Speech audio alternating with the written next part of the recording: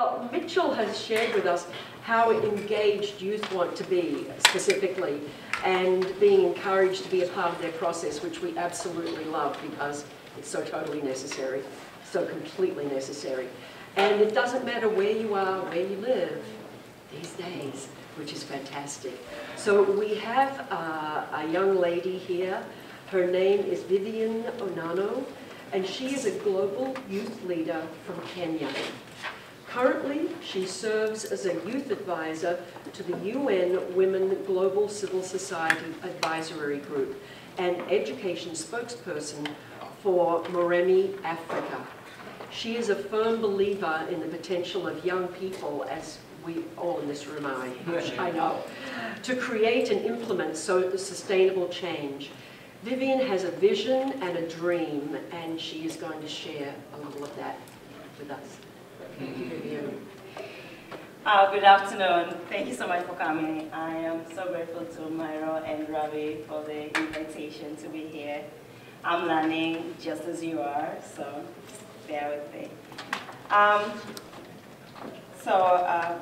is your name again? Mitch.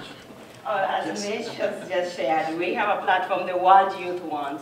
And as a youth leader, I believe we want a peaceful world, a world that's inclusive of each and every person, and a world where everyone has the ability and access to the resources to be able to achieve their full potential. And peace is a necessity for development, and vice versa. And we have the ambitious 17 proposed SDGs with 169 targets. And all these targets are not going to be, for them to be actually implemented, we have to make sure that we have realistic systems for the implementations of these goals. And young people have to be at the center of implementation. We have to be at the table during the discussions, and also we have to be involved in the field where we have to implement these goals. And our ideas and our solutions have to be taken into consideration and incorporated where possible. Africa youth between 15 and 25 represent more than 60% of the population on the continent. And the total population accounts for 45% of the total labor force. But on the sad note, it is estimated that 133 million young people on the continent are illiterate. This is more than 50% of the total youth population on the continent. And without an education, you don't have a voice. Without education, you have limited or no skills at all. And this limits your participation on important issues such as the Sustainable Development Goals, or just improving the socio-economic status of your community or your country, or even at a global level, engaging with global leaders and other like-minded people. So I think education and access to education is going to play a very, very critical role in the implementation of Sustainable Development Goals. And we must make sure that the access to education is inclusive of everyone. And young girls have to be given this opportunity.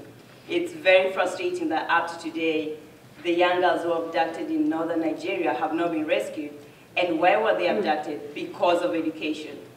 They were trying to create a better life for them. They were trying to create the world they want for themselves, and they were denied that opportunity. We have to make sure that that doesn't repeat. And for that not to repeat, you have to make sure that we bring those girls back. And I know that's a process that everybody else is concerned about and everybody else is working on.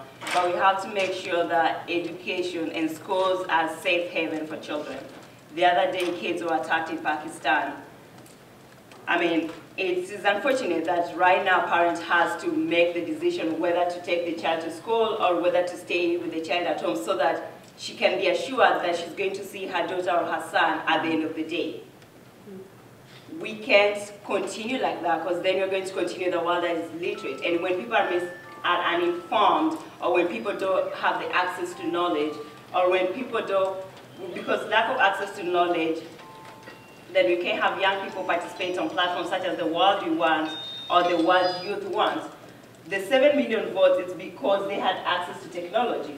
And access to technology means they had some education that was able to influence the kind of decisions that they made when participating on this campaign. And we want to make sure that all young people have that access.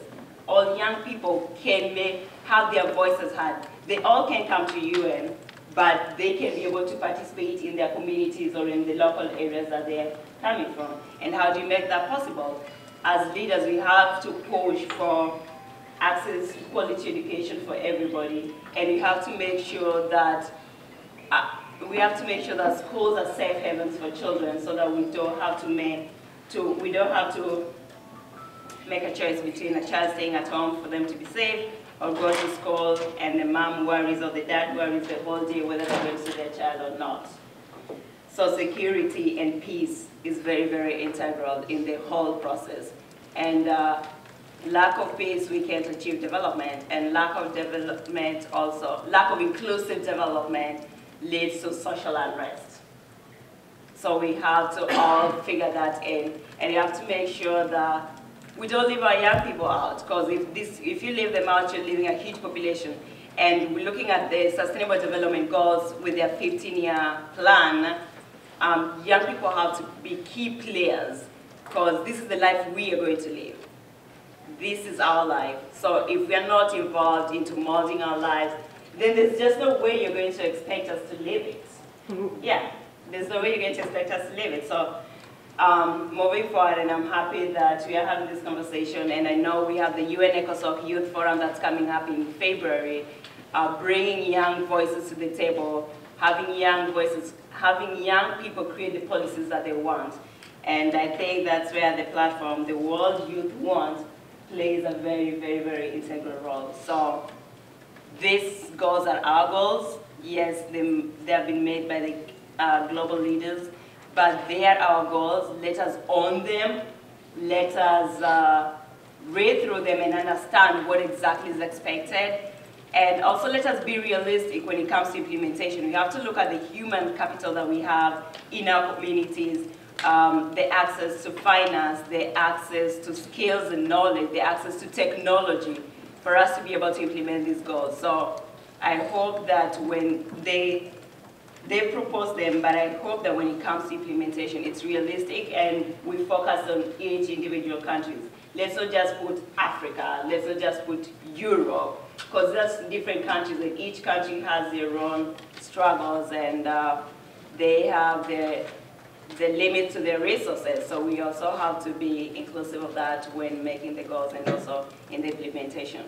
But I believe young people of today, we have the ability to participate effectively. And we want our space at the table, and we want our space when it comes to implementation.